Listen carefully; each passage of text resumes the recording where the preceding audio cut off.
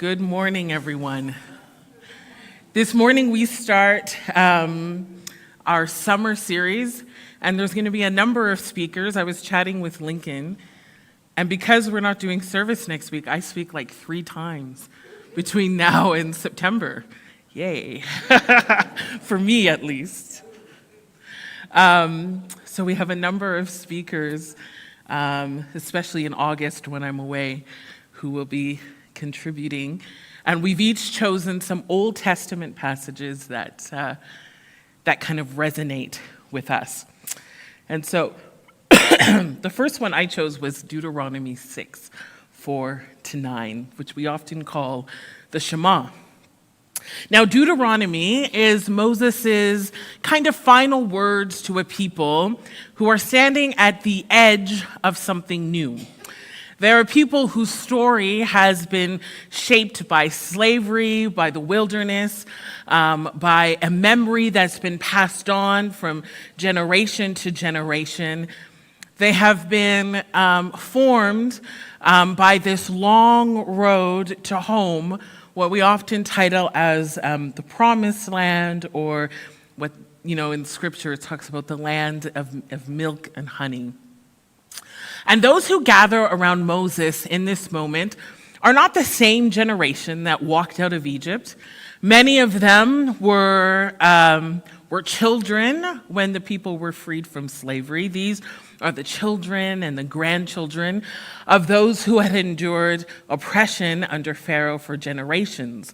There are peoples whose lives have been shaped by stories like the crossing of the Red Sea, or water coming from a rock, manna falling from heaven, and God's presence guiding them throughout the wilderness, even when they were uncertain, afraid, resistant, and slow to trust the freedom that God was giving them.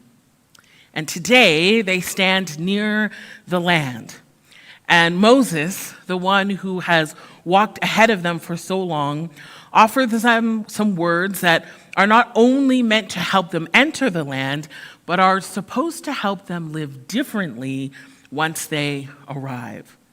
That distinction matters because it's possible to leave a place of bondage and still carry the imagination of bondage with you. It's possible to be physically removed from Egypt while still trusting in Egypt. It's possible to arrive in a new place with old fears, old habits, old wounds, and old assumptions. So Moses does not simply tell them where they are going, he reminds them who they are becoming.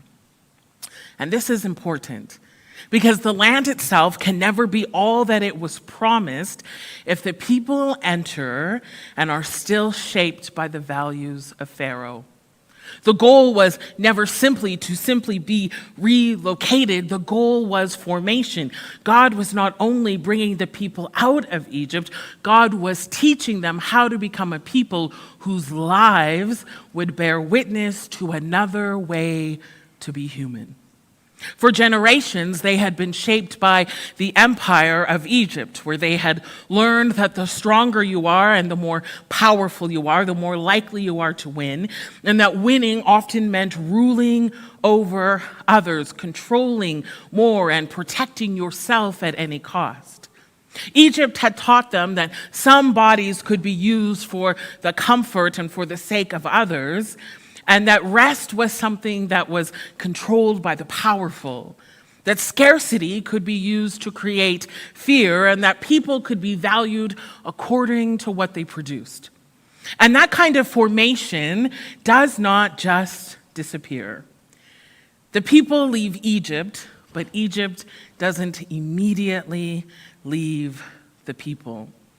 They are still learning to receive the uncontainable and uncontrollable freedom and love of God. And that is part of what makes the wilderness so difficult. Because the wilderness is not only the space between Egypt and the Promised Land, the wilderness is also the place where God slowly reforms the imagination of a people who have been shaped by other voices, by other powers, by other gods. In the wilderness, they learned that food can come one day at a time, that water can come from unexpected places, that worship can happen without the architecture of the empire, that rest can become holy resistance, and that life with God is not built on domination, but on trust and mercy, justice, neighborliness, and covenant love. And this shift is so significant that it takes 40 years. 40 years for the people to begin to grasp freedom, 40 years to learn that God is not Pharaoh, 40 years to understand that God's commands are not another form of bondage, but a new way into life, 40 years to begin to believe that the God who delivered them is also the God who will teach them how to live as ones who are delivered. So as they prepare to enter the land, Moses gives them some words to live by, words that will become central to Jewish prayer and identity, words that are not simply a religious statement, but they become about whole life reorientation. Hear, O Israel, the Lord is our God, the Lord alone. You shall love the Lord your God with all your heart, with all your soul, and with all your might.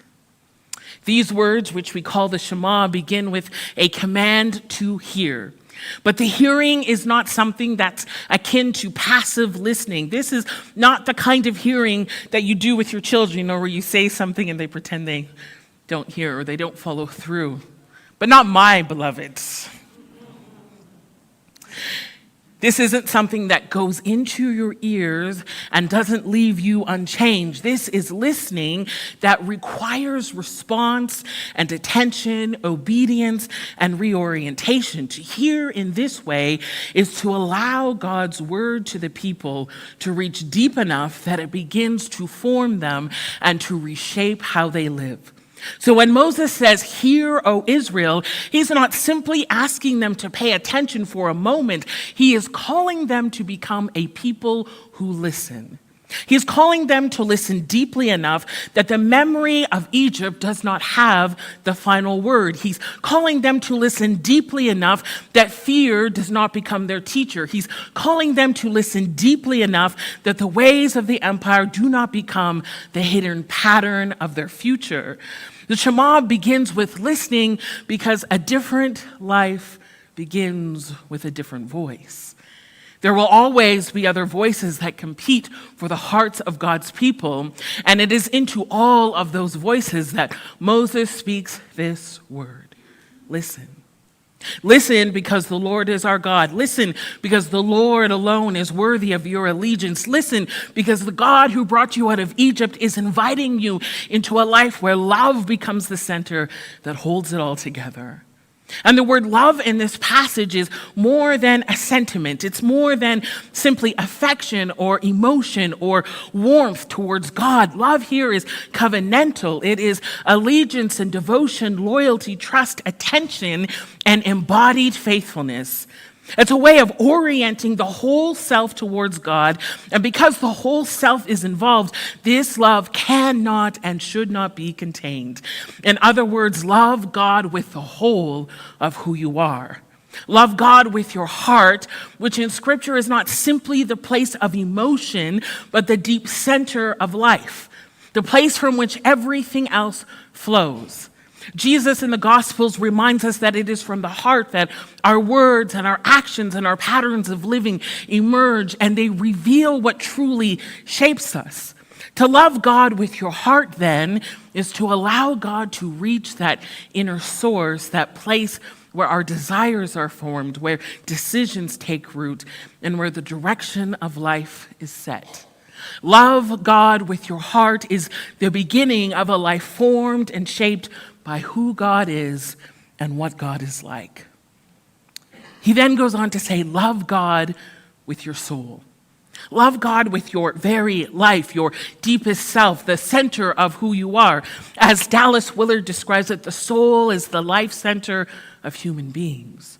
The place where our thoughts and desires and actions are integrated. To love God with your soul is to offer everything fully to God, allowing every part of your inner life to be shaped by divine love. Love God with your heart. Love God with your soul. Your very being is to be formed by who God is and what God is like. Love God with your might. A love that takes shape in the body and becomes visible in the way that we live. To love God with your strength is to love God in an embodied way, where faith is no longer theory, but practice, no longer confined to belief, but expressed through action and habit and presence. It's the kind of love that shows up in how we use our hands, how we spend our time, how we carry ourselves in the world, and how we respond to those around us. As James reminds us, faith or belief that does not translate into action is useless. The Shema points us towards a love that is made real in the ordinary physical rhythms of life and living. Love God with your heart, with your soul, with your might. Love in a way that is embodied. We are offered this invitation. Love God with your whole self, from the space where habits are formed, from where decisions are made, where neighbors are welcomed and actions are shaped by faith, where all of that becomes the norm. Love God with everything. I'm so hot. I feel like I'm melting.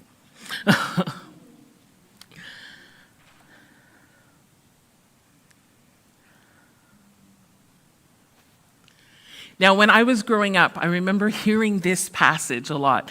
And if you went to Sunday school or grew up in church, then you were probably at some point required to memorize this passage, or maybe it was just us in our little Free Methodist space back in Ontario, but we had to memorize this. I had to memorize it at school, memorize it at church. Hear, O Israel, the Lord our God is one. And then we would be asked, how are you going to love God with your heart, with your soul, with your mind, with your strength? And what we often internalized was that this was some kind of impossible command from God, who was waiting to expose all of the ways we were not going to meet their expectations. But the larger story helps us to hear it differently. These words are not spoken to a people who have it all together. They are spoken to a people who have been rescued, a people who have been corrected, who've been fed, who've been forgiven, and who've been formed over time. They're spoken to a people who have complained in the wilderness, built idols, doubted the promise, feared the future, and are still met with the mercy of God. They're spoken to a people who are not being asked to prove that they deserve freedom, but who are being invited to live as people who have been set free. And that should change how we hear the command. The Shema is not asking us to love perfectly or forfeit our belonging. Rather, we are being told that because you belong, you no longer need your life to be formed, or rather to be limited by Pharaoh's imagination. Rather than seeing these as demands for religious performance, perhaps we can see it as an invitation to allow God's love to form us and transform us. How very Methodist and Wesleyan of us. In the Wesleyan tradition, holiness is one of those foundational principles. But for many of us, it was always offered as something that was rigid, something that was fearful, with the goal of separating us from the world we are a part of. But when we reclaim words like Deuteronomy 6:4-9, we can say that holiness is love made complete. Holiness is the love of God filling and reshaping us so that love becomes visible in our relationships with God, with ourselves, our neighbors, and with creation. Howard Snyder says holiness is not withdrawal from the world, but engagement with it in love. It is the transformation of life in all its dimensions by the grace of God. For Wesley, the founder of Methodism, love could never remain only an idea or a theory.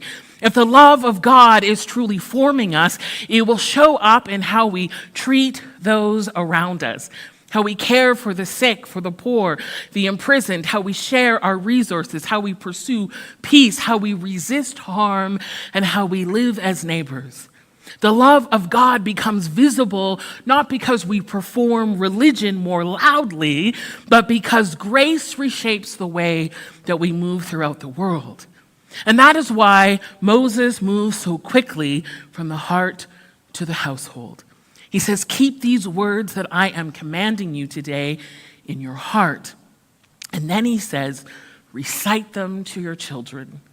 Talk about them when you're at home and when you're away, when you lie down and when you rise. The words are kept in the heart, but they're not intended to stay there. They're intended to produce more than inner transformation, but also a world more ready to be transformed. This love of God was intended to move into how we speak and parent, live and walk and engage in the world from inside to outside, a love that is intended to shape all of life. Moses emphasizes this by saying, bind these words as a sign on your hands, fix them as an emblem on your forehead, write them on the doorposts of your house and your gates. And while we can take these literally, perhaps it is better understood that these words should shape all of who you are. From our imagination to our homes to the ways we use our hands in the world, the work of the Shema is incomplete if it only moves through us, but does not move out of us into our surroundings. And so we shouldn't be surprised that thousands of years after these words are spoken, Jesus refers back to them and says, the greatest command is to love God with everything so that you can love others as you have experienced this great love. Moses invites the original hearers to answer the question, what will form you? What will shape you? How will you live and engage with the world? And Jesus follows this with a response that states, to be formed by the love of God is equivalent to being formed to love our neighbors. Both pronounced loudly, when you love God with everything, it will shape everything about you. When you love God with everything, it will shape everything about you. Listen, love God with all your heart, with all your soul, with all your might. Love God with everything. Now, there's a saying that many of us know, which is don't cry over spilled milk. And I am pretty sure that anyone who has said that has not dropped a 4-liter jug of milk in the kitchen and watched it explode and all the milk flow under the fridge, go towards the stove, along the crevices of the dishwasher, into the corners of the floorboards and the edges of the counters, and then you have a wonderful husband who comes to clean it up for you. Now, I know this to be true because I speak from experience. When you drop a 4-liter jug of milk on the floor, it is uncontainable. I want you to take that image of liquid flowing and pouring into corners that you're trying hard to contain, but it keeps going faster than you can move. And I want you to take that and I want you to place it in this idea of love God with everything. Love God with everything until it is uncontainable and spills over and touches every part of life. This is the invitation. Let the love of God and how that love is forming you touch everything. Let your love of God and the ways it is shaping you overflow like something that cannot be contained, reaching into every corner of life, reorienting, reshaping, and forming all that you do. Let it overflow into all that is easy to bring before God and the places we would rather keep hidden. Let it overflow and reshape our habits, undo our fears, reorganize our schedules, offer us a new pathway to live apart from those competing voices that want to distract us.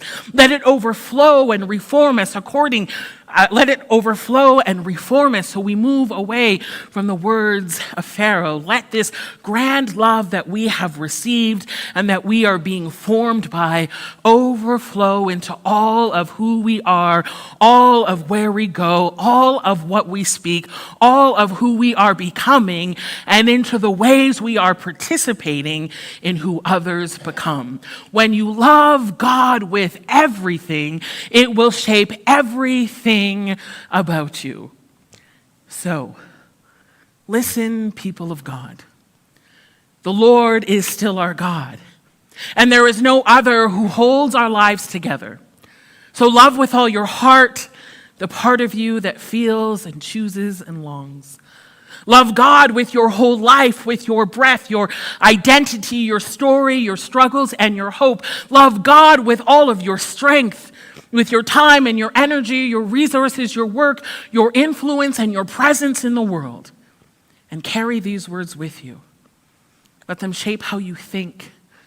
Let them guide your actions. Talk about them with your children, with your friends. Let them show up in your conversations at the table and in the car, in your homes and in your workplaces, in your scrolling and your silence, in your waking and your resting. Love God with everything.